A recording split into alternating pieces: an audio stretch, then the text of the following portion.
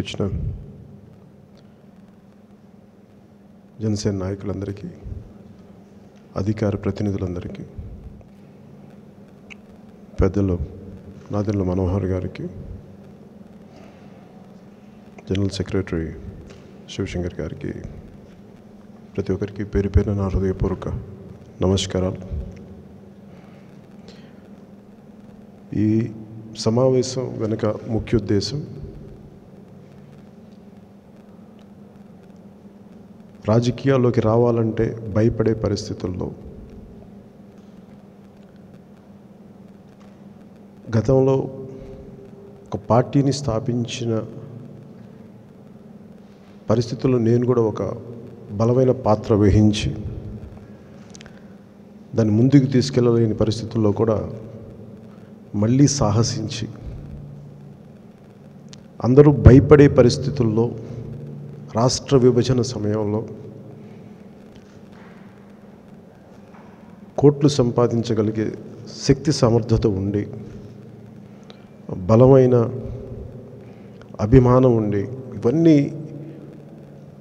ఇవన్నీ బయటికి వస్తే చాలా ఇబ్బందులు ఉంటాయని తెలిసి కూడా ఎందుకు వచ్చామంటే, కొంత నా నేపథ్యం చెప్పాలి. నేను ఎక్కడి నుంచి వచ్చానని చెప్పితే, అంటే పార్టీ పెట్టడానికి ఎందుకు ఇంత బలంగా ఉన్నాను, నిలబడ్డాను ఇంత ఓటమిలో కూడా అని మీరు నన్ను అర్థం చేసుకుంటే అది మీకు కూడా చాలా ఆలోచనని, బలమైన ఆలోచన ఇస్తుంది. మన భారతదేశం చరిత్రని మనం చదువుకుంటున్నప్పుడల్లా, మాకు చిన్నప్పటి నుంచి మేము చాలా చిన్న కుటుంబాల నుంచి పెరిగిన వాళ్ళం కాబట్టి చిన్నప్పుడు పుస్తకాల్లో గొప్ప సంఘ సంస్కర్తలకు జీవితాలు చదివి, స్వాతంత్ర ఉద్యమకారుల జీవితాలు చదివి, చిన్న పాఠం, మా బడి అన్న పాఠం ఎంత అద్భుతంగా ఉంటుంది, మా స్కూల్ ఎంత అద్భుతంగా ఉంటుందని మేము చదువుకునే స్కూల్లో కనీసం బాత్రూంలో ఉండవు, మొక్కలు ఉండవు, చెట్లు ఉండవు, కనీసం నడవడానికి స్థలం ఉండదు. మాకు చదివే పాఠానికి మేము ఉంటున్న పాఠశాలకు రెండింటికి సంబంధం లేదు. చిన్న ఒక జంతువులకు మనం ఏమంటుందని కోళ్ళ గుంపుని కుక్కినట్టుగా చిన్న పాఠశాలలో కుక్కేస్తే మాకు, అంటే ఆ పాఠాలు చెప్తే నాకు అర్థం, నాకు ఊహల్లో ఉండేవాడిని.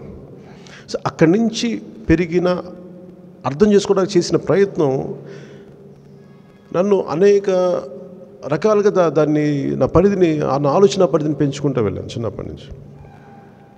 సో పెరగటం, నెల్లూరులో పెరగటం, వెళ్తుంటే స్కూల్లో పుచ్చలపల్లి సుందరయ్య గారి సొంత తమ్ముడు ప్రజా వైద్యశాల నుంచి రామచంద్రారెడ్డి గారి, పుచ్చలపల్లి రామచంద్రారెడ్డి గారి హాస్పిటల్ చూడటం, సేవలు, ఇవన్నీ ఎంత నిబద్ధత, నిస్వార్థంతో ఉన్న రాజకీయ నాయకులు ఉన్నారు. ఇవన్నీ చూసి మనం పెరిగి పెద్ద అయ్యే కొద్దీ ఇంకా చాలా క్లీన్ వ్యవస్థ, అంటే చాలా శుభ్రమైన వ్యవస్థ, రాజకీయ వ్యవస్థ ఉంటుందని నమ్మాను. చాలా త్రికరణ శుద్ధిగా నమ్మాను. అది వెళ్ళే కొద్దీ చిన్నప్పుడు చూసినది ప్రతీదీ కూడా, అంటే ఎప్పుడో నెల్లూరులో 10వ తరగతిలో నా స్నేహితుడు ఒకడిని, నువ్వు ఆంధ్రావాడివి అని చెప్పి అని కొట్టి పంపించేస్తే తెలంగాణలో మాకు అర్థం కాలేదు. ఇక్కడేమో మేము దేశభక్తి, దేశపాఠాలు చదువుకొని ఇదేంటి ఇలా ఉంటుందా అని ఒక చిన్న అవగాహన ఉండే, ఒక కొత్త ఆలోచన పుట్టింది. ఇట్లా ఉంటుంది అని చూస్తే అది ఒక 20 సంవత్సరాలు 30 సంవత్సరాల తర్వాత తెలంగాణ ఉద్యమంగా మారి రాష్ట్ర విభజన జరిగి ప్రజల మధ్య ద్వేషం నన్ను అనేక రకాల కలిచివేసేది. అంటే ప్రతి విషయం మనం లాస్ట్ దశాబ్దాలుగా మేము చూస్తున్నప్పుడు ప్రతి చిన్న విషయం ప్రజల మనోభావాలతో ముడిపడిపోయింది. మా జాతిని అంటున్నారు, లేదంటే మా కులాన్ని అంటున్నారు, లేదంటే మా మతాన్ని అంటున్నారని చెప్పి, లేదా మా ప్రాంతాన్ని, అంటే సగటు మనిషి అవసరాలని, సమస్యల్ని వదిలేసి అది కుల సమస్య, మత సమస్య, ప్రాంత సమస్య అయిపోయేటప్పటికీ రాజకీయం చాలా కష్టమైపోయింది.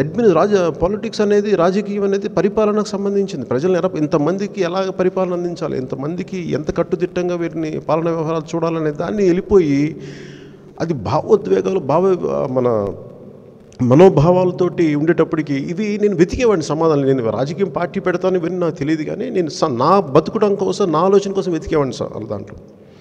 సో జనసేన పార్టీ పెట్టినప్పుడు ప్రతిదానికి ఏముండాలి ఆలోచన, అంటే నన్ను ఏది నడిపించి నన్ను నేను ప్రశ్నించుకుంది ఏంటంటే, నువ్వు రాజకీయాల్లో ఉండాలి లేదా ఇంత తపన పడుతున్నావు అంటే నువ్వు ఏం ఆలోచిస్తున్నావు, నీకు ఈ సమస్యలు ఏంటి అని నన్ను నేను ప్రశ్నించుకున్నప్పుడు, చాలామందితోటి నేను చర్చించినప్పుడు నాకు అనేక సార్లు రకరకాలు కనిపించాయి.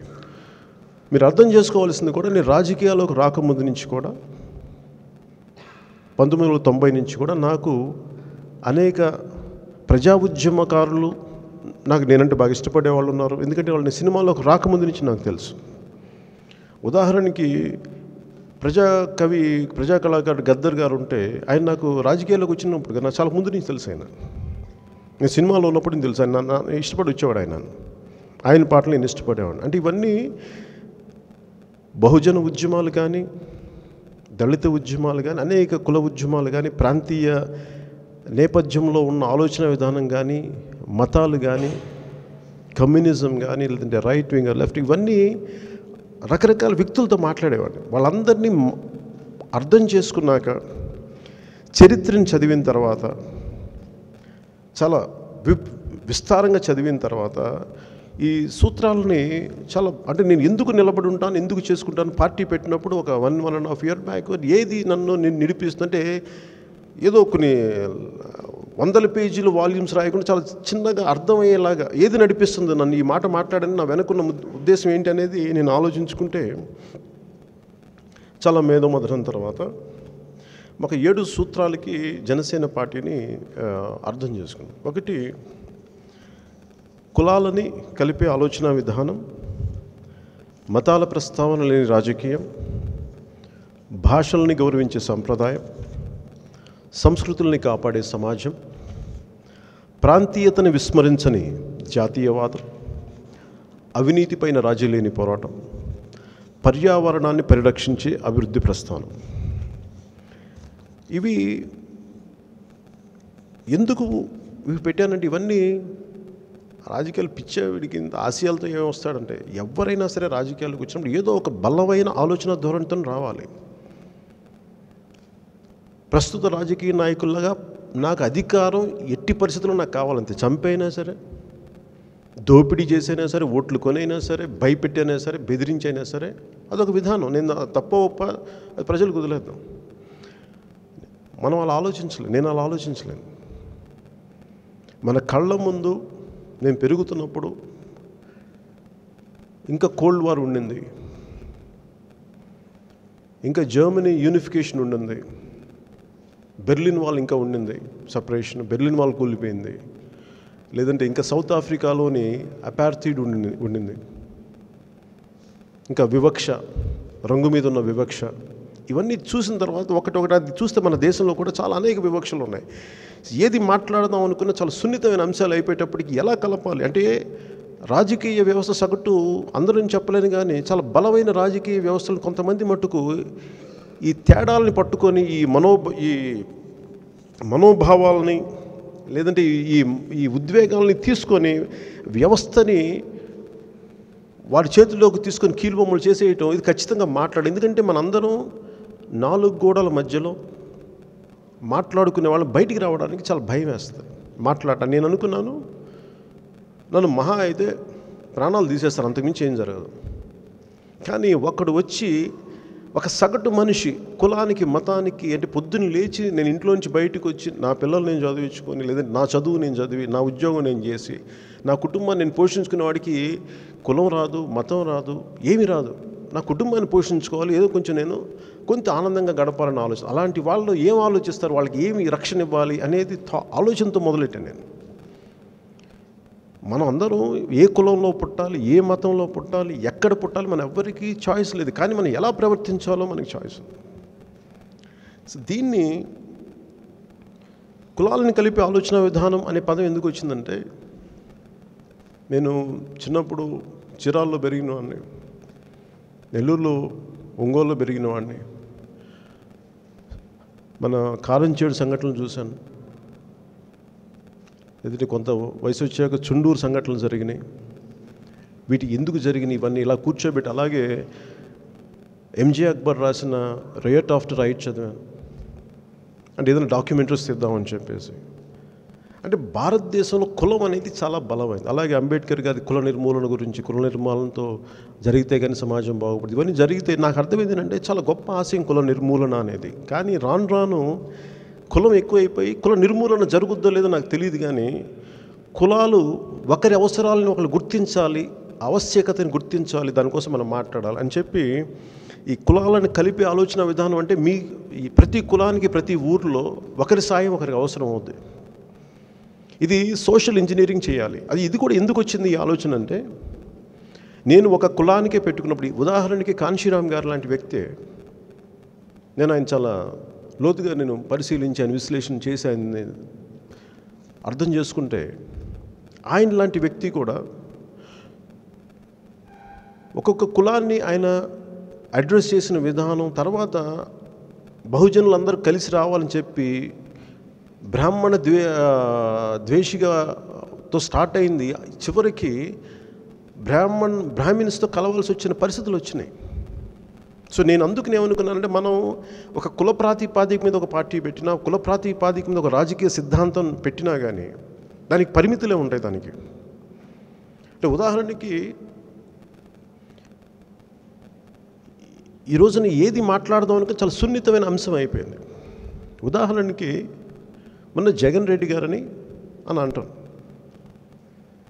నేను జగన్ రెడ్డి గారు అంటే నాకు ఆయన పేరు అది. దానికి మిగతా వైసీపీ నాయకులందరూ ఇప్పుడు నేను ఎలా ఆలోచిస్తానంటే,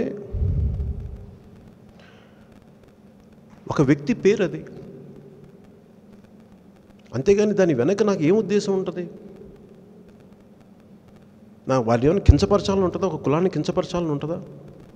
నా వెనక దాన్ని ఎవరన్నా దురుద్దేశాలు ఉంటాయా నాకు? ఆయన పేరుని అలా మాట్లాడుతున్నప్పుడు వాళ్ళందరూ నొచ్చుకొని నన్ను కూర్చోబెట్టి పవన్ నాయుడు అంటుంటే నాకు నిజంగా నవ్వు వచ్చింది, హాస్యాస్పదంగా అనిపించింది, చాలా హాస్యాస్పదంగా అనిపించింది. అంటే జగన్ రెడ్డి గారిని జగన్ రెడ్డి అనుకుంటే మేము ఏమనాలి చెప్పండి? పుచ్చలపల్లి సుందరయ్య గారు ఉంటారు, ఆయన పుచ్చలపల్లి సుందరరామిరెడ్డి ఆయన పేరు. ఆయన నాకు రెడ్డి అనే పదం వద్దని తీసేశారు ఆయన. మేము ఆయన పుచ్చలపల్లి సుందరయ్య గారే అంటాం. అలాగే గతంలో ప్రజారాజ్యం పార్టీలో పుచ్చలపల్లి మిత్ర, ఆయన తమ్ముడి కొడుకు, ఆయన పేరు మిత్ర, మొదటి అబ్బాయి పేరు. రెండో ఆయన కొడుకు అబ్బాయి పేరు సత్యారెడ్డి. ఒక ఆయన కులం తీసేశారు, ఇంకొక ఆయన కులం పెట్టినారు. అది మేము తప్పు ఒప్ప అంటలేదు, దానికి అది ఒక చాయిస్ అది. అలాగే మా నాన్న మాకు పేర్లు పెట్టారు, కానీ మాకు వెనకాల కులం తాలూకు ట్యాగ్స్ తగిలించలేదు. మేబీ ఆయన వచ్చిన ఒక సోషలిస్ట్ నేపథ్యము, లేదంటే అది ఏదైనా కానీ ఆయన ఆలోచన మాకు తెలియలేదు. సో దాన్ని నేను మాట్లాడితే నేను ఈ నేపథ్యం నుంచి వచ్చినాను. మరి అలాగైతే ప్రతిదానికి ఈ భావోద్వేగం కూర్చోబెట్టి పవన్ కళ్యాణ్ ఇట్లా అన్నాడు కాబట్టి ఇట్లా అంటే నేను ఇంకా ఎలా బొత్స కానీ బొత్స అంటాం, బొత్స సత్యనారాయణ గారు అంటాం మహా అయితే. జగన్మోహన్ రెడ్డి గారు ఏమంటారు? ప్రతిసారి ఆయన నేను జగన్మోహన్ రెడ్డి అనలేము. చంద్రబాబు నాయుడు గారు అన్నాం కదా, చంద్రబాబు గారు అంటాం, లేదంటే ఏదన్నా ఒక ఫ్లోలో చెప్పాలనుకున్నప్పుడు చంద్రబాబు నాయుడు గారు అంటాం.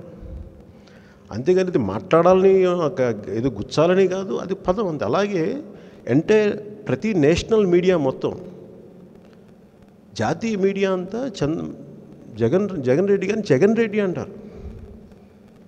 నేను అదే ఉద్దేశంలో మాట్లాడాను. అందుకని దానికి వేరే పదం తీసి పవన్ నాయుడు అంటే మేము ఆ నాయకులు ఒకటే చెప్తాం, దయచేసి మీరు ఇలాంటి ఆలోచన విధానాన్ని తీసుకురాకండి. నాకు అలాంటి ఆలోచన విధానం లేదు. బొత్స సత్యనారాయణ బొత్స నాయుడు అనం కదా మీ పేరు. అలాంటప్పుడు వైసీపీ నాయకులందరూ మీరు ఏం చేస్తారంటే, మీ 151 మంది కూర్చొని ఒక తీర్మానం పెట్టండి. జగన్ రెడ్డి అనాలా, జగన్ రెడ్డి గారు అనాలా, జగన్మోహన్ రెడ్డి గారు అనాలా, లేకపోతే జగన్ అనాలా, ఉత్త జగన్ అనాలా, లేదంటే ఉత్తుత్తి జగన్ అనాలా, ఏదో ఒకటి చెప్పండి, మాకు స్పష్టత ఇవ్వండి. ప్రజలకి మిమ్మల్ని ఎలా పిలవాలో చెప్పండి.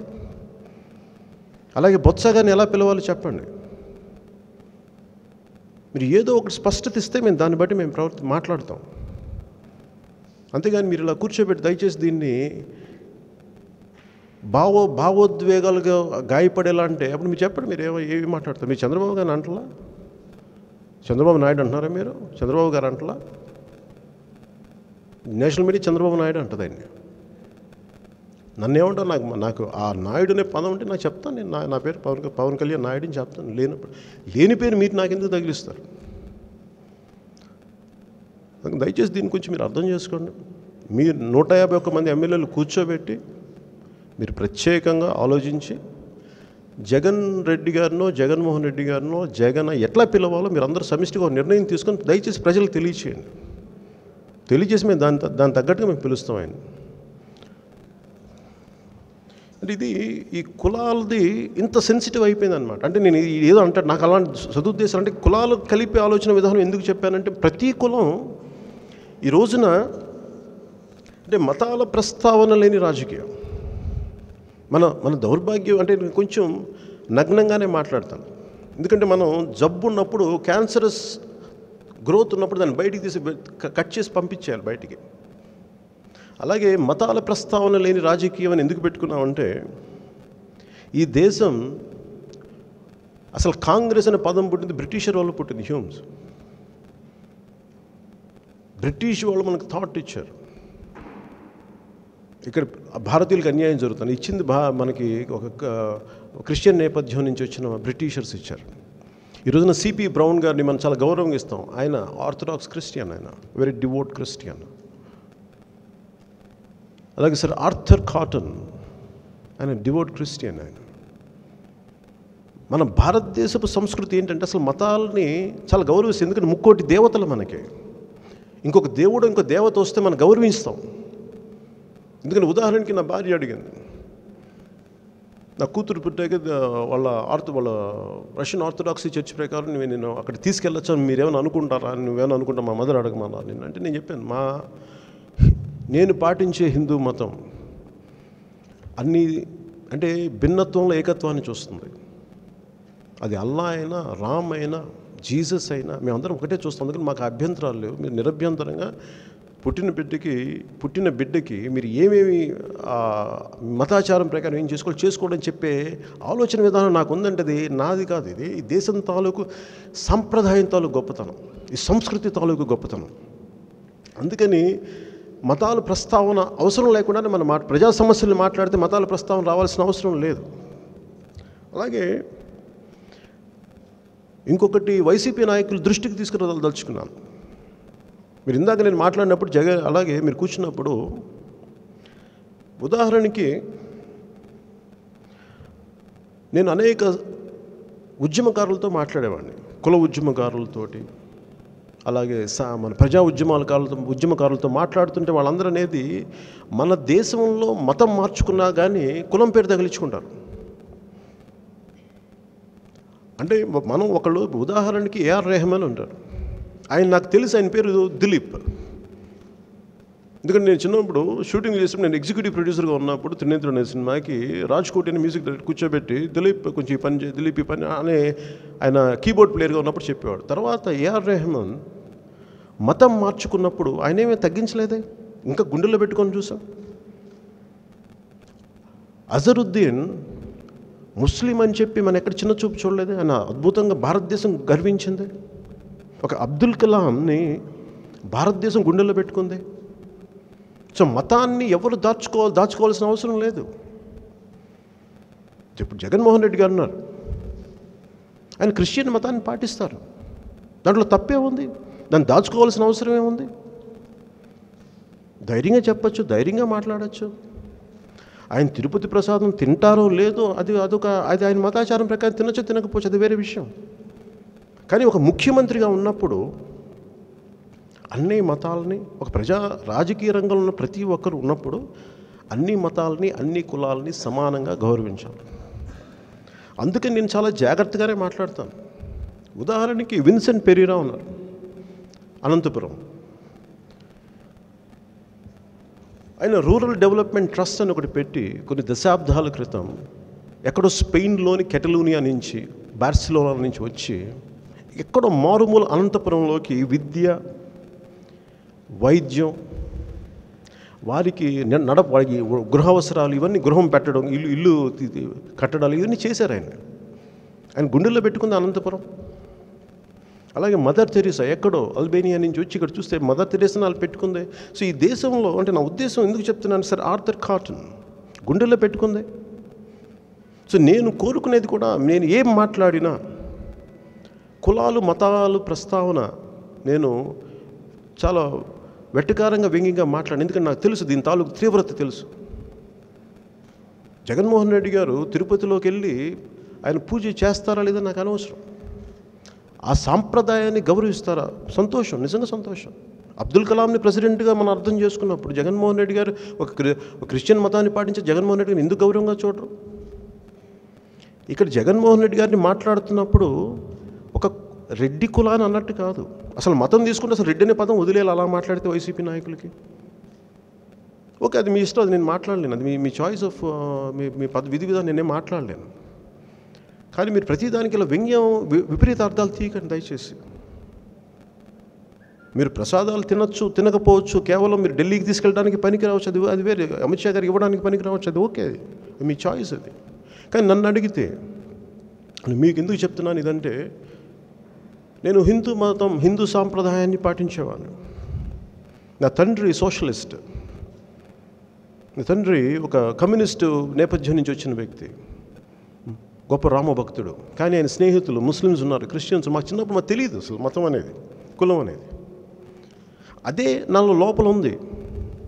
దీనిని ఎక్కడ రెచ్చగొట్టే పనులు చేయను, కులాన్ని గుచ్చే మాటలు మాట్లాడను. కానీ ఒక సత్యాన్ని ఆవిష్కరింపజేయడానికి అయితే నేను భయపడను. ఎవరు భయపడతారంటే లోపల దురుద్దేశాలు ఉన్న వాళ్ళే భయపడతారు. నాకు దురుద్దేశం లేదు. ఈ దేశం అన్ని మతాలది, అన్ని కులాలది, అందరిది. అంటే ఎందుకు చెప్తున్నాను ఈ మాట అంటే, రెహమాన్ గారు అని చెప్పి ఆయన ఒక మాట మాట్లాడుతూ ఆయన రాసింది, ఈ భూమంతా వసుదైక కుటుంబం అని నమ్మిన సంస్కృతి భారతదేశం. ప్రాంత మత కుల విద్వేషాలు లోనవ్వకుండా ఉన్ననాళ్ళు, ఎప్పుడో వేల ఏళ్ల క్రితం జరిగిన అంశాలు, ఎప్పుడో బాబర్ ఏదో చేశాడు, ఇంకొకళ్ళు ఎవరో చేశారు, ఇది మనందరినీ భారతీయులు కానివ్వకుండా ఏం చేయదు, చేస్తుంది. అవి జరిగినప్పుడు గతం, ఎందుకంటే one has to live with their history అని నాని ఫాల్కే గారు చెప్తారు. అందుకని మనం గతంలో జరిగిన అంతగా మన రోమన్స్ వచ్చి ఇంగ్లాండ్ నుంచి చేశారు, మార్చేశారు, మళ్ళీ కాదనుకోవట్లయితే తీసుకున్నారు. Part of their culture, part of their history తీసేసుకున్నారు. అలాగే అందుకని మతాల ప్రస్తావనలను ఎందుకు మాట్లాడేది తెలియక అజ్ఞానంతో లేదంటే కాదు, ఇది అవసరం కాబట్టి, ఇది పాటించేవాడిని కాబట్టి.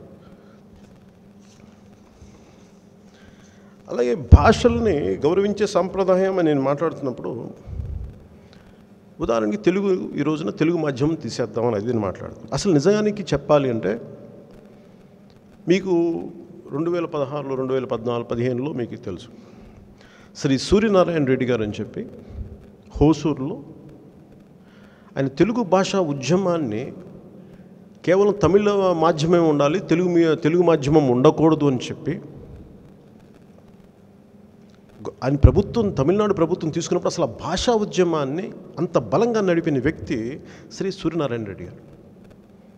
ఇంకా ఆశ్చర్యకరమైన విషయం ఏంటంటే, ఏ ప్రభుత్వం అయితే పత్రిక నడుపుతుందో సాక్షి అనేది, ఆ పత్రికల చీఫ్ రిపోర్ట్ ఆయన హోసూరుకి, అది ఐరనీ.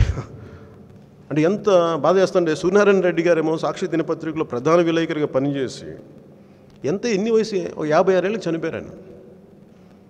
మొన్న ఈ మధ్యన సెప్టెంబర్ చనిపోయినట్టున్నారు.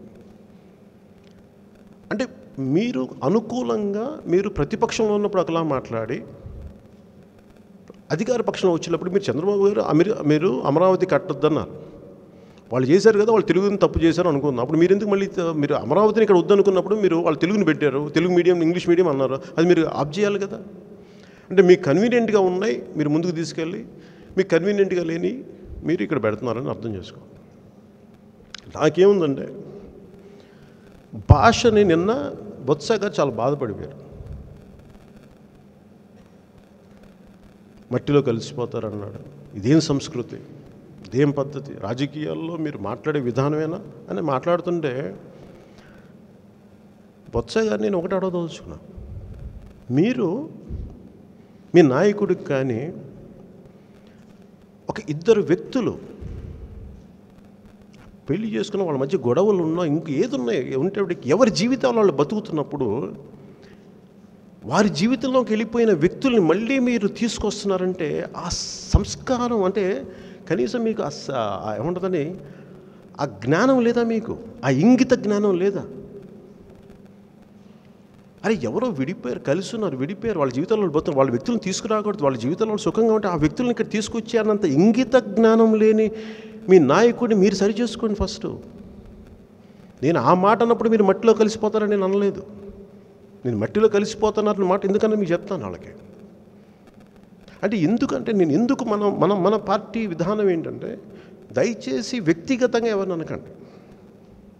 పోయినసారి కూడా మీ దృష్టిలో ఉండుంటుంది. ఆయన పోరాటయాత్రలో అన్నప్పుడు కూడా నేను వచ్చి చెప్పాను మీకు, దయచేసి అది నేను బలమైన మెసేజ్ పంపించాను, ఎవరిని ఏమనకండి అని. ఎందుకంటే అక్క చెల్లెలతో పెరిగిన వాడిని, తోబుట్టులతో పెరిగిన వాడిని. సో బొత్స గారు కూర్చోబెట్టి ఇప్పుడు మీ నాయకుడికి చెప్పండి, ఇలా మాట్లాడద్దు, ఎవరి జీవితాల్లో వాళ్ళు వెళ్ళిపోయిన వ్యక్తులను దయచేసి లాక్కు రాకండి. వ్యక్తిగత మీరు విభేదాలు ఉంటే నా రాజకీయ విభేదాలు, జగన్ రెడ్డి గారికి నాకు ఏముండే, మళ్ళీ వైసీపీ వాళ్ళు బాధపడతారు. ఇంగిత జ్ఞానం అంటే మీకు అర్థం అవుద్దో లేదో నాకు తెలియదు. మీ ఇంగ్లీష్ భాషలో చెప్పాలంటే కామన్ సెన్స్ అంటే, కామన్ సెన్స్ని మన ఇంగిత జ్ఞానం అంటారు. కామన్ సెన్స్తో కొంచెం అంటే మీరు అంటే ఈ భాషని వీళ్ళు తెలుగు తీసేశారు. రేపు పొద్దున మనం ఆశించాల్సింది ఏంటంటే, రేపొద్దున ఈ 151 మంది ఇంగ్లీష్ దొరలా పెద్ద పొడవాటి టోపీలు, ఆ ఇంగ్లీష్ పాతకాలం నాటి ఉండే కోట్లు అవి వేసుకుని వెళ్తారు. బొత్సగారు ఊహించుకొని వీళ్ళందరూ 150 మంది వెళ్ళటం. భాషని ఎందుకన్నాను ఆ మాట అంటే, మట్టి కొట్టుకుపోతారు లేదా మట్టిలో కలిసిపోతారు ఎందుకన్నానంటే, మా యాస మా భాషని మమ్మల్ని అవమానపరిచారని ఒక సమూహానికి కోపం వస్తే రాష్ట్ర విభజన జరిగిపోయింది. మన దౌర్భాగ్యం, మన దేశం, మన రాష్ట్రంలో ఆంధ్రులకి కోపం లేదు. వీళ్ళని కొట్టండి, వీళ్ళని ఎవరు వచ్చినా చిత్తగొట్టండి, వీళ్ళ కోపం రాదు వీళ్ళకి. ఎందుకంటే వీళ్ళ కులాలుగా విడిపోయారు వీళ్ళు. ఎందుకంటే అక్కడ చంద్రబాబు గారు అంటే ఆయన కులం కాబట్టి మన సంబంధాలు అంతే. ఇది తప్ప వీళ్ళందరికీ జాతి, తెలంగాణ ఎంత ఉన్నా జాతి అనేది ఒక భావన ఉంది వాళ్ళకి. మనకి మనందరం నష్టపోతున్న భాష నష్టపోతుంది అన్న జాతి, భాషా సరస్వతిని మీరు అవమానిస్తున్నారు. మీరు సాక్షి పత్రిక ఇంగ్లీష్ పేపర్లో రాస్తారా? ఆ రాసిన వాళ్ళంతా ఏ మీడియం నుంచి వచ్చారు?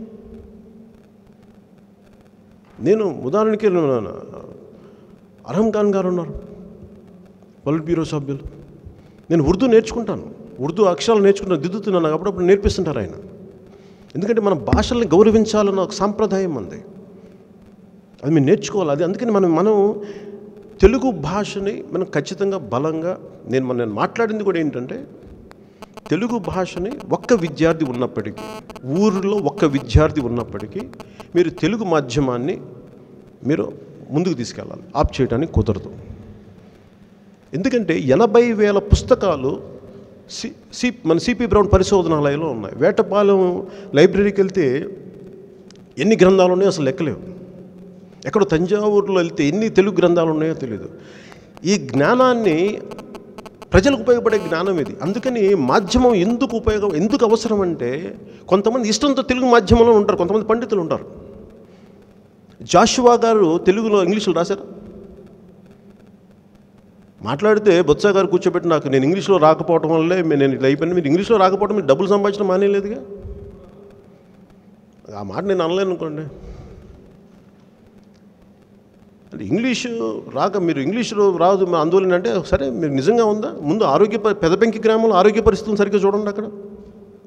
ఇవన్నీ నాకు అనిపించేది. భాషల్ని ఖచ్చితంగా ఇది చాలా బలంగా మనం తీసుకెళ్ళాలి. ఎందుకంటే మన భాషని, మన ఉనికిని మర్చిపోతే, నేను ఎందుకు అన్నాను మట్టిలో కలిసిపోతారు, మంట కలిసిపోతారు ఎందుకన్నానంటే, ఇది నా వేదన కాదు, నా ఆవేదన కాదు. ఇది సరస్వతీదేవి ఆవేదన. అనేక మంది మేధావులతోటి గత సంవత్సరాలుగా మాట్లాడుతూ హోసూరులో ఉద్యమం జరుగుతున్నప్పుడు వాళ్ళందరూ వేదన నాకు మొన్న అనిపించింది. చాలామందితో మాట్లాడినప్పుడు హోసూరు నన్ను తమిళనాడు రమ్మన్నారు. అప్పుడు తమిళనాడు ప్రభుత్వం వస్తే సున్నితంగా ఉంటుంది, దయచేసి ఇక్కడికి నా రిక్వెస్ట్ అంటే నేను ఆగిపోవాల్సి వచ్చింది. వైసీపీ పత్రికైన సాక్షిలో పనిచేసే సూర్యనారాయణ రెడ్డి గారు ప్రారంభించిన ఈ భాషా ఉద్యమాన్ని మీరు చంపేయడం, లేదా మీకు అనుకూలంగా ఉన్నప్పుడు వాడుకొని వదిలేయటం, అది మీ ఆలోచన విధానాన్ని తెలియజేస్తాం. అంటే వాడుకొని వదిలేయటం. అందుకని దయచేసి ఇందులో సూర్యనారాయణ రెడ్డి గారు ఏమున్నారండి? ఆయన వేరే కులమా? రెడ్డి గారే కదా. ఆయన రెడ్డి అనే పదంతో వేరే మాట్లాడలేదు. అంటే నేను ఎందుకు ఇంత నిక్కచ్చిగా మాట్లాడుతున్నానంటే నాకు లోపల కుల భావన లేదు, అందరూ సమానం అన్న భావన.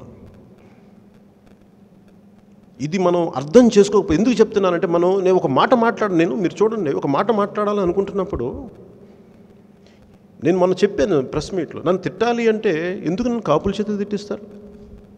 నా తల్లి బలిజ కులస్తురాలు, బలిజాతులతో కూడా తిట్టించండి, వెనకబడిన బలిజ జాతులతో కూడా తిట్టించండి, భరిస్తాం.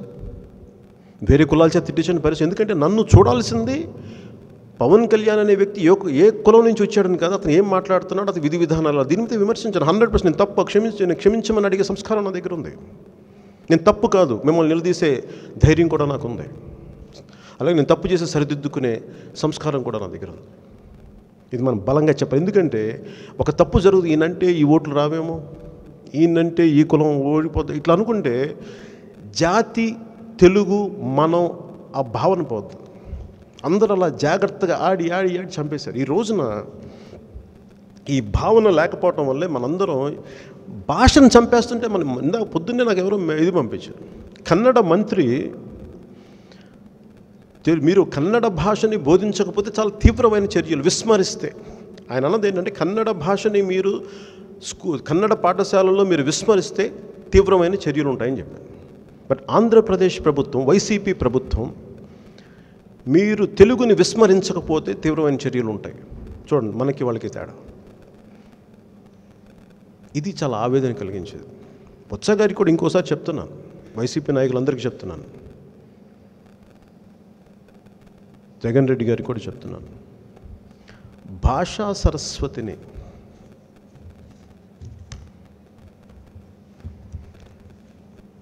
ఇలాంటి జగన్ రెడ్డి గారి ఫోటో ఉంటుంది, ఒకటి తీసుకురా లోపల. భాషా సరస్వతిని అది ఉంటుంది, తీసుకురా, ఆయన ఫోటో ఉంటుంది. భాషా సరస్వతిని, ఏ భాష అయితే మనకి అన్నం పెట్టద్దో, ఏ భాష అయితే మన ఉపాధి కల్పించిన ఆ భాషను మనం కించపరుచుకుంటా ఉంటే ఇంకా మనకి గౌరవం ఏమో, తల్లికి ఏం గౌరవం ఇచ్చినట్టు? తల్లిని గౌరవించిన వాడు ఖచ్చితంగా మంట కలిసిపోతాడు. జగన్మోహన్ రెడ్డి గారు పుట్టగానే ఏబిసిడీలో నేర్చుకున్నారండి, లేదా మమ్మీ అన్నారా పుట్టగానే? అంటే నేను ఎందుకు చెప్తున్నానంటే, అమ్మ నుడి అనేది పత్రిక, ఇది ఎవరండి? భాషా సమాఖ్య అధ్యక్షుడు డాక్టర్ సాముల రమేష్ బాబు గారు. ఈయన ఇక్కడ ఏం రాయిస్తున్నారండి జగన్ రెడ్డి గారు? బడి పథకం ఏదో ఉంది, ఆలు రాయిస్తున్నారు. రాయించడమేమో ఆలు, ఆచరణలేనో ఏబిసిడీలు అవసరం. ఏదైనా మాట్లాడితే వాళ్ళు చదువుకోవట్లేదు, రాజకీయ నాయకుల పిల్లలు చదువుకోలేదు, ఎవడు కాదని చదువుకోవట్లేదని. అవకాశం ఇమ్మని అడుగుతున్నాం, ఉన్న అవకాశాలను తీసేవరే. భాషా ఉద్యోగం, ఇది ఆంధ్రప్రదేశ్ ఏర్పడిందే భాషా ప్రయుక్త రాష్ట్రాలు, మొదటి భాషా ప్రయుక్త రాష్ట్రం. భాషా ప్రయుక్త రాష్ట్రంగా ఏర్పడి అసలు భాషని చంపేస్తానంటే పెద్దలు ఇంతమంది మేధావులు ఉన్నారు, 20 మంది పైగా మేధావులు ఉన్నారు వైసీపీ చుట్టూ, నాయకత్వం చుట్టూ. పెద్దలు రామచంద్రమూర్తి గారు ఉన్నారు, అనేక మంది విఘ్నతతో ఉన్న గొప్ప గొప్ప మహానుభావులు ఉన్నారు. మీరు కూడా పక్క నుండి మీరు గౌరవించే తెలుగు భాషని అసలు చంపేసే పరిస్థితిని ప్రభుత్వం తీసుకొస్తున్నప్పుడు మీలాంటి వాళ్ళు ఉండి కూడా ఇది జరుగుతుందంటే మేము ఏం చెప్పాలి? ఐరిష్, ఆంగ్లో ఐరిష్ నాయకులు చెప్పినట్టుగా ఎడ్మండ్ బర్గ్, ఒక నిరంకుశత్వం పాలనని కొనసాగాలి అంటే, అజేయంగా కొనసాగాలంటే మేధావులు మంచివాళ్ళు మౌనంగా ఉంటే చాలు. వాళ్ళ మౌనమే నిరంకుశ పాలనకి విచ్చలవిడిగా దారితీస్తారు. అంటే మేధావుల మౌనం, జ్ఞానుల మౌనం ఈ సమాజాన్ని చంపేస్తాయి.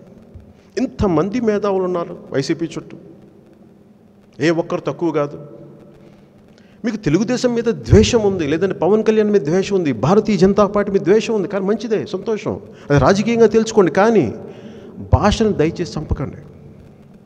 ఇది మా విజ్ఞాపన. నేను మరీ బొత్స గారికి కూడా చెప్తున్నాను, నేను అన్న మాట, మీరు మట్టిలో కలిసిపోతారన్న మాట నేను ఆవేశంలో అనలేదు, ఈ రోజుకి చెప్తున్నాను. మీరు తెలుగు భాషని, తెలుగు భాషా సరస్వతిని అగౌరవపరిస్తే, తెలుగు మాధ్యమాన్ని తీసేస్తే నేను చెప్తున్నాను ఈరోజు ఇంకొకసారి, ఖచ్చితంగా మట్టిలో కలిసిపోతారు. అనుమానం లేకుండా చెప్తున్నాను. మాది భాషల్ని గౌరవించే సంప్రదాయం జనసేనది. అలాగే మనం సంస్కృతుల్ని కాపాడే సమాజం అని ఎందుకన్నానంటే, మా భాష, మా యాసల్ని మీరు గౌరవించాలని అంటే నాకు తెలంగాణ అనేది చాలా క్లాసిక్ ఎగ్జాంపుల్, చాలా చక్కటి ఉదాహరణ. అంటే సమాజం ఎంత విచ్ఛిన్నం అయిపోద్ది అంటే, ఒక సగటు నటుడిగా, ఒక కళాకారుడిగా ఇప్పుడు నేను గద్దర్ గురించిగా ఎందుకు అంత బలంగా మాట్లాడగలను, ఎక్కడో మేము నెల్లూరులో ఉండేటప్పుడు మా అన్నయ్య, మా నాన్నగారు ఎవరో గద్దర్ పాటలు పెట్టి తెలంగాణ యాస మాండలికంలో ఉన్న పాటలు, ఎక్కడ ఉత్తరాంధ్ర కొడిబాయాల చెమ్మాడి అనే పాటలు, ఇవన్నీ ఎందుకు వింటాం? మన నెల్లూరులో ఉన్నప్పుడు మనకు దూరంగా ఉంటాయి ఎక్కడో. కానీ కళ మనుషులను దగ్గర చేస్తుంది, కళ మనుషుల్ని వారధులు క్రియేట్ చేస్తుంది, సృష్టిస్తుంది.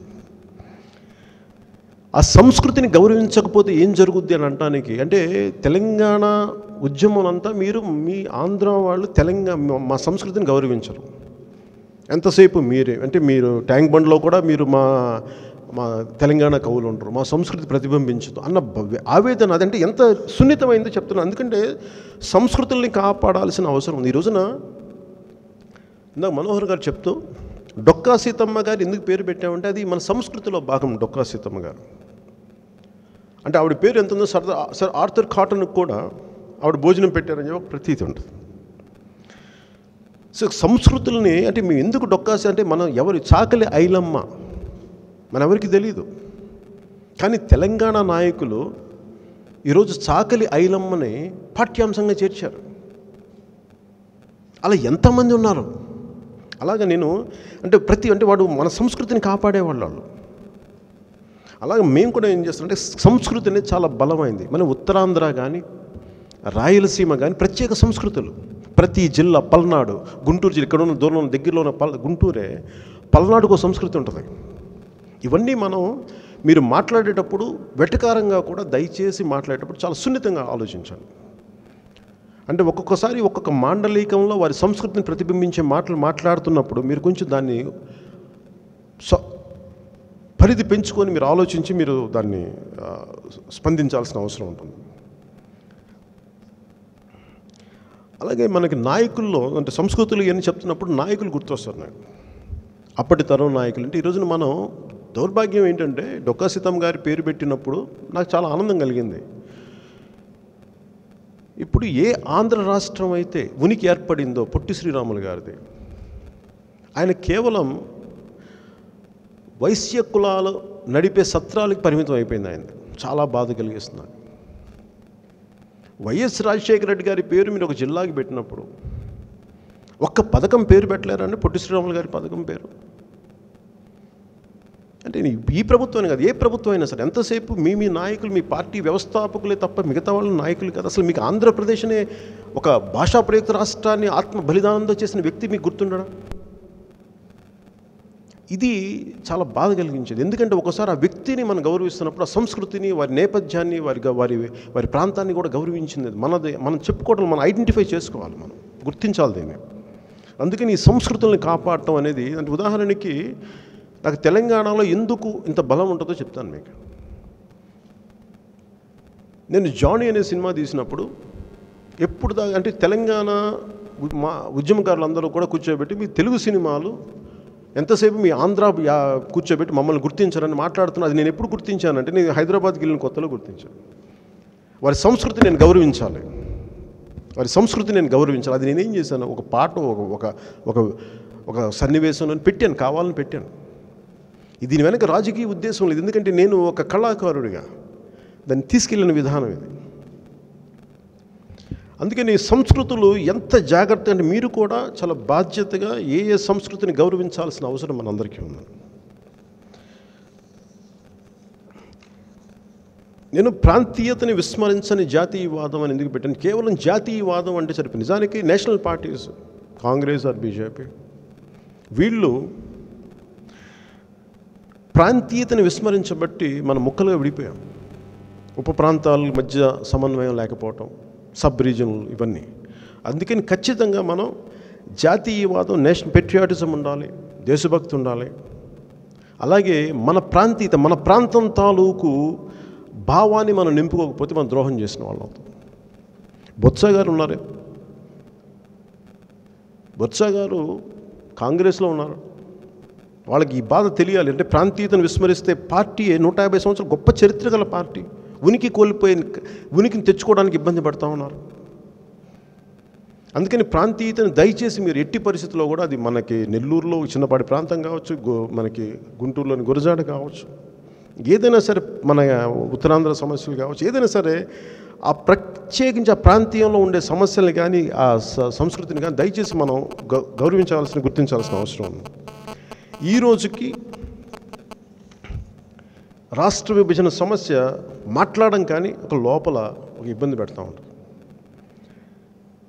అవినీతి పైన రాజీ లేని పోరాటం అనే సిద్ధాంతం పెట్టగానే అందరూ నవ్వుతారు.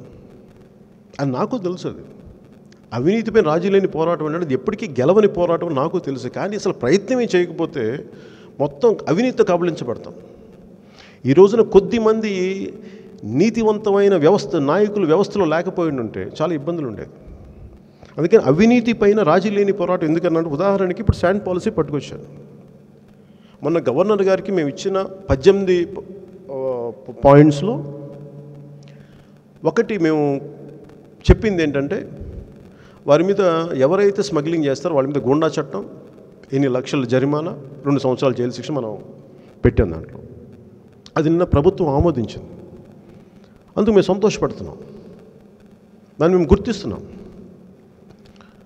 కానీ మీరు చెప్పాల్సింది, మాట్లాడాల్సింది దాంట్లో లోపాలు ఏముంటాయంటే, ఒకవేళ ప్రభుత్వ మద్దతుదారులు వెళ్ళే లారీలను వదిలేసి ఒక నామకే వాస్తే ఏదో చిన్న ఒక పట్టుకోవాలి కాబట్టి మిగతా లారీలని 1-2 లారీలను వదిలేసి 90 లారీలను వదిలేసి చాలా సమస్య ఉంటుంది. సో మనం చేయదలుచుకుంది ఏంటంటే, ప్రజల్లోకి మనం తీసుకెళ్లాల్సిన ప్రతి జన సైనికులకి, ప్రతి యువతకి, ప్రతి ఒక్కరికి, ప్రతి జనసేన నాయకులకి, ఉదాహరణకి అవినీతి పైన రాజీ లేని పోరాటాన్ని మనం ఎలా తీసుకురావాలి వాస్తవ రూపంలో కంటే, మనం చేయగలిగేదల్లా జాగృతం చేయడం. ఏ లారీలు అయితే వెళ్తున్నాయో, ఎన్ని లారీలు మీకు అనిపించినప్పుడు ఇది తప్పుడు లారీలు, ఇవి స్మగ్లింగ్ చేస్తున్నారు, వీటికి శిస్తు కట్టలేదు, ఈ లారీలు మీరు ఫోటోలు పెట్టి మీరు ఒక రికార్డ్ చేసి పెట్టండి, సామాజిక మాధ్యమంలో పెట్టండి. అలాగే ఇవన్నీ ఒక డేటా కింద కలెక్ట్ చేసి అవసరమైతే పెద్ద స్థాయి వరకు తీసుకెళ్దాం. ఎందుకంటే మనం ఇంకా అవినీతి మీద ఎంతో కొంత ఒక సమాజం మేల్కొంది అనే ఒక భావన మనం కలిగించకపోతే ఇది అడ్డు ఆపులేని పరిస్థితులకు వెళ్ళిపోద్ది. అలాగే పర్యావరణాన్ని పరిరక్షించే అభివృద్ధి ప్రస్థానం. ఉదాహరణకి ముఖ్యమంత్రి గారి సొంత జిల్లా కడపలోనే యురేనియం నిక్షేపాలు ఉన్నాయి. ఆ ఊరి పేరు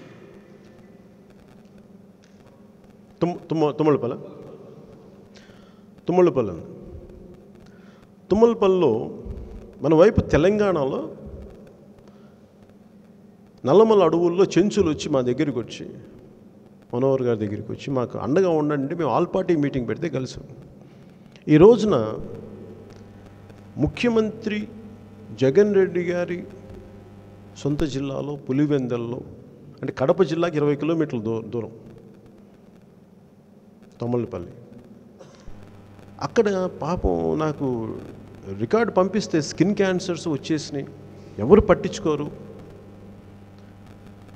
ఎవరిని వాళ్ళకి ఏ సమస్యలున్నా ఎవరు అడిగేవాళ్ళు ఎవరు లేరు, ప్రభుత్వాలు గుర్తించవు. మేబీ మిగతా పొలిటికల్ పార్టీస్ అని మాట్లాడదామంటే అది మేబీ అదంతా ఓట్లు వచ్చేది కాదేమో. కానీ జనసేన అలా కాకుండా మేము పర్యావరణాన్ని పరిరక్షించే అభివృద్ధి ప్రస్థానం మా దగ్గర ఆలోచన విధానం ఉంది కాబట్టి.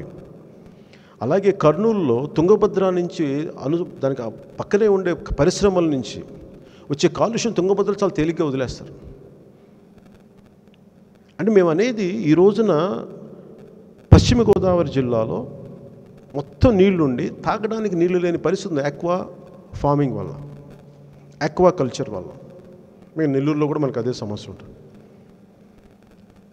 మేము అనేది ఏంటంటే అభివృద్ధి జరగాలి, కానీ పర్యావరణాన్ని ధ్వంసం చేసుకుంటూ 10 సంవత్సరాలలో లబ్ధి కోసం 100 సంవత్సరాల భావితరాల భవిష్యత్తును చంపే అభివృద్ధి. సో డబ్బుకా అంటే నేను అనేది ఈ రోజున నేను చాలాసార్లు అడిగారు పశ్చిమ గోదావరి జిల్లాలో, మీరు అర్జెంటుగా ఆక్వాకల్చర్ మీరు ఇవి చేయాలి అవి చేయాలంటే ఆక్వాకల్చర్ కొన్ని వేల కోట్లు ఇచ్చే స్థాయికి వెళ్ళిపోయింది. ఇప్పుడు దాన్ని మార్చాలి అంటే మేము ఎలా ఆలోచిస్తాం? జగన్మోహన్ రెడ్డి గారిలాగా వచ్చేసి మొత్తం ఇక్కడ అమరావతిని ఇక్కడ తీసేస్తామని అన్నట్టు మేము అనలేము అట్లా. కానీ చాలా కట్టుదిట్టంగా దీన్ని ఎలా ముందుకు తీసుకెళ్ళాలి అంటే ఇన్ని వేల కోట్లు ఆదాయం, చాలామంది వేల జీవితాలు, లక్షల జీవితాలు దాని మీద ఆధారపడి ఉన్నాయి. దీన్ని ఎలా ముందుకు తీసుకెళ్ళాలి, ఎంత జాగ్రత్తగా తీసుకెళ్ళాలి అంటే అంచెలంచెలుగా దీన్ని వెనక్కి అంటే దానికి ఎంకరేజ్మెంట్ లేకుండా డిస్కరేజ్మెంట్ ఇస్తూ ఆల్టర్నేట్ ఉద్యోగం అంటే ఉపాధి అవకాశాలు కల్పించి అప్పుడు తీయగలం తప్ప అంచెలంచెలుగానే తీయాలి. భారతదేశంలో మనం తీసుకోవాల్సింది కూడా ఇంక్రిమెంటల్ చేంజెస్. ఇప్పుడు ఈ రోజున అమరావతిని తీసేసిన ఇంకోటి, ఇప్పుడు ఉదాహరణకి జగన్మోహన్ రెడ్డి గారు ఇసుక వారోత్సవాలని చెప్పారు. ఇసుక వారోత్సవాలకి మీకు 4 నెలలు 5 నెలలు దేనికంటే 50 మంది చనిపోయిన తర్వాత 5 నెలలు ఆప్ చేసి 50 మంది చనిపోయి కొన్ని 35 లక్షల మంది రోడ్ల మీద పడ్డ తర్వాత ఇప్పుడు ఇసుక వారోత్సవాలు చేయడం అంటే వాళ్ళు ఎంత డొల్లతనం మనకు అర్థమవుతుంది కదా. దీనికి తెలివితేటలు కావాలా? దీనికి వారోత్సవాలు చేయాలంటే మీరు ముందే చేసి ఉండొచ్చు కదా. అంటే వీళ్ళకి ఏముందంటే వీళ్ళు అలాంటివి చేయాల్సిన అవసరం, వీళ్ళకి ఏదో లబ్ధి కావాలి దీంట్లో.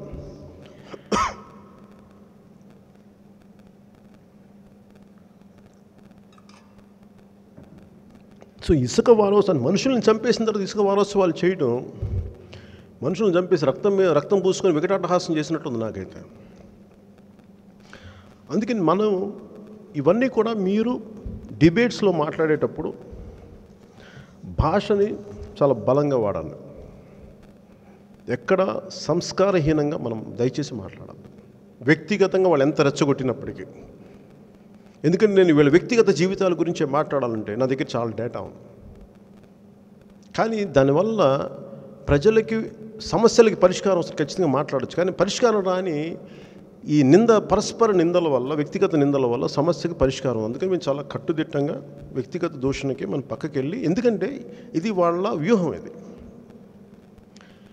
మనం మాట్లాడుతుంటే ఈ పాలసీ గురించి మాట్లాడుతున్నప్పుడు వాళ్ళు వ్యక్తిగతంగా మాట్లాడుతున్నప్పుడు మనం తప్పుదోవ పట్టించు. అందుకని మనం ఖచ్చితంగా దీనిని పక్కకి తీసుకెళ్ళి ప్రయత్నాన్ని మీరు అడ్డుకోండి బలంగా. మనం చేయాల్సిందల్లా, మీరు ఒక రేస్ ట్రాక్ డ్రైవరు ట్రాక్ మీద ఎలా ఉంటాడో అలా మీరు స్పష్టంగా మన పాలసీ విధానం మీదే మాట్లాడాలి. దానికి తగ్గ జ్ఞానాన్ని పెంచుకుందాం, అవగాహన కావాలి. మీరు ఉదాహరణకి తెలుగు భాషను గురించి మనం అర్థం చేసుకుని రాత్రికి రాత్రి మనకు జ్ఞానం రాదు, మనకు కొంత భావోద్వేగం ఉండొచ్చు. కాకపోతే ఇలాంటి తెలుగు భాషని చంపేసే వ్యక్తి కాకుండా, తెలుగు భాషని అంటే అమ్మ నుడులన్నీ జాతీయ భాషలన్న గాంధీ గారిని స్ఫూర్తిగా తీసుకొని ఇలాంటి వ్యక్తులతో కలుద్దాం. ఈ పత్రికల్ని నడిపే వ్యక్తులు చాలా, అంటే అనేక నిష్ణాతులు ఉన్నారు. ఉదాహరణకి మన పర్యావరణ రంగంలో, అలాగే మనకి ఇంకోటి కూడా మనం ఏమనుకుంటాం అంటే ప్రతి దాంట్లో మీరు ఏది మాట్లాడినా మీ దగ్గర సమాధానం లేనప్పుడు, నాకు దీని మీద స్పష్టమైన సమాచారం లేదు, నేను దీని మీద స్పందించలేను, నా దగ్గర మీ సమాచారం లేనప్పుడు మీరు అది ఓటమి కాదు.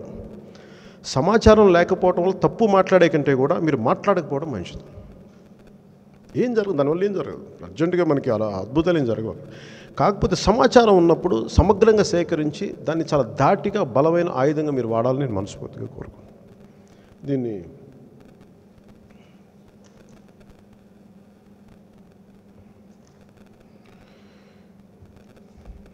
అంటే ఇందాక ఈ పర్యావరణం అనేది చాలా బలమైంది భవిష్యత్తులో.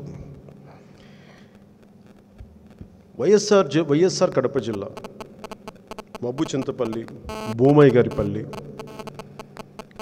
కనుపల్లి, కొట్టాల, కొట్టాల, అసలు ఇక్కడ కంప్లీట్ జీవనం నాశనం అయిపోయింది. ఇక్కడ మీరు వెళ్ళి చూడాలి.